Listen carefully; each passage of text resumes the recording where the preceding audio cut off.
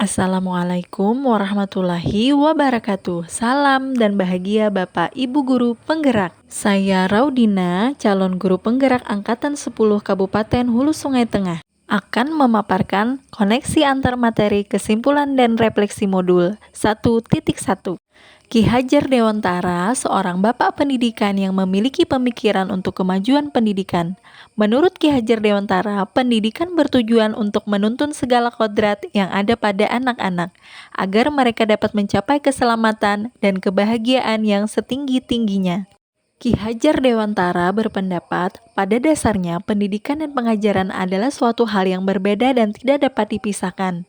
Pengajar adalah bagian dari pendidikan, sedangkan pengajaran merupakan proses pendidikan dalam memberi ilmu untuk kecakapan hidup anak, baik secara lahir maupun batin. Ki Hajar Dewantara juga mengibaratkan pendidik seperti seorang tukang kebun ataupun petani yang memiliki tugas hanya merawat tanaman sesuai dengan kebutuhan dari masing-masing tanaman tersebut.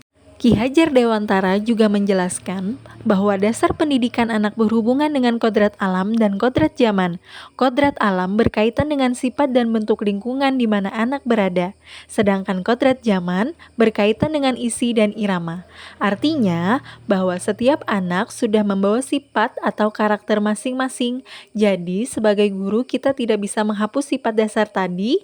Yang bisa dilakukan adalah menunjukkan dan membimbing mereka agar muncul sifat-sifat baik sehingga menutupi atau mengaburkan sifat-sifat jelek.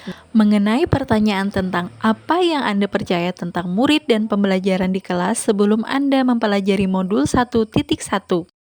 Sebelum mempelajari modul 1.1 tentang pemikiran Ki Hajar Dewantara, saya menganggap ketuntasan dalam penyampaian materi lebih penting daripada memahami karakter peserta didik. Biasanya saya hanya melihat nilai murid dari beberapa aspek saja, seperti aspek kognitif yaitu pengetahuan, afektif yaitu sikap sosial dan spiritual, dan psikomotor atau keterampilan. Setelah saya mempelajari modul 1.1 tentang pemikiran Ki Hajar Dewantara, ternyata pembelajaran yang selama ini saya lakukan tidak tepat.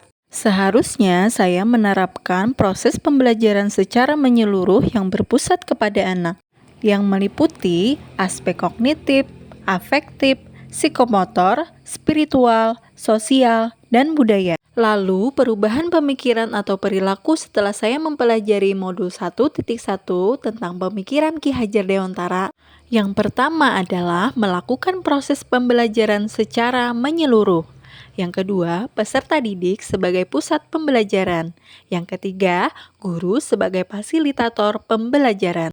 Kemudian, yang dapat saya terapkan pada pembelajaran di kelas adalah merancang pembelajaran yang interaktif dan menyenangkan, menerapkan pembelajaran berpikir kritis, kreatif, dan kolaboratif, pembelajaran yang menuntun, dan terakhir menemukan karakter dan latar belakang peserta didik. Itulah paparan saya tentang kesimpulan dan refleksi modul 1.1 tentang koneksi antar materi. Semoga menginspirasi. Terima kasih. Wassalamualaikum warahmatullahi wabarakatuh.